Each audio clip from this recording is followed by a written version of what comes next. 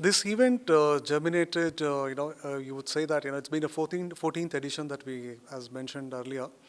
And we have been in touch with the ecosystem, or, we completely understand the ecosystem so well that we get to meet a lot of leaders or thought leaders from the various companies, be it the pharma, medtech, some of the leaders who are enterprise leaders from the health tech who are present here today.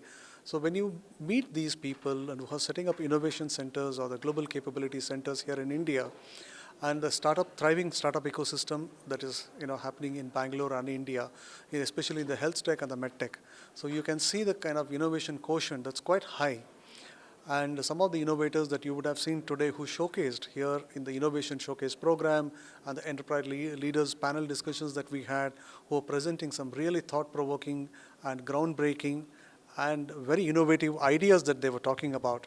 And these things make us, always stay ahead of the times and try to tap into the what we can do best for in the interest of the ecosystem, what we could do to make these startups thrive and collaborate with these enterprises, how they can, get those and tap market opportunities to go global and scale higher, and also seek those funding from the investors and the VCs.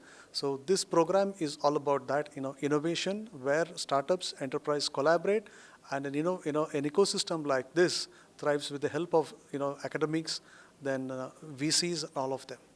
Very nice, very nice. And how many speakers participated, and how many startups and enterprises were actually in today's summit?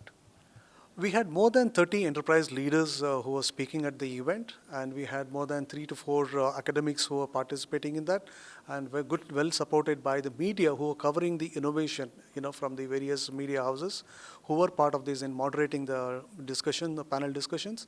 And we had more than 15 unique innovations from the startups which are being presented today, and they received some very positive feedback from the industry and the market opportunities for them to connect with them, what we call as the use cases with those enterprises or the hospitals, for connecting them for kind of a deployment or anything that you can think about.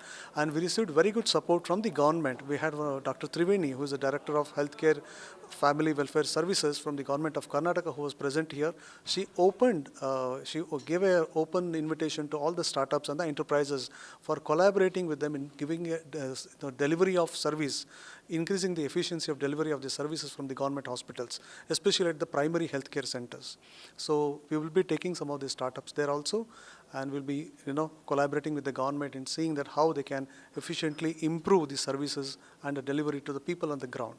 Definitely, sir. I think that is the need of the hour, wherein the private entities collaborate with the government and in making government hospitals in more better places for patients and other people who are coming for healthcare facilities. Thank you so much for that wonderful summit, and thank you so much. Congratulations once again for talking to us. Thank you so much.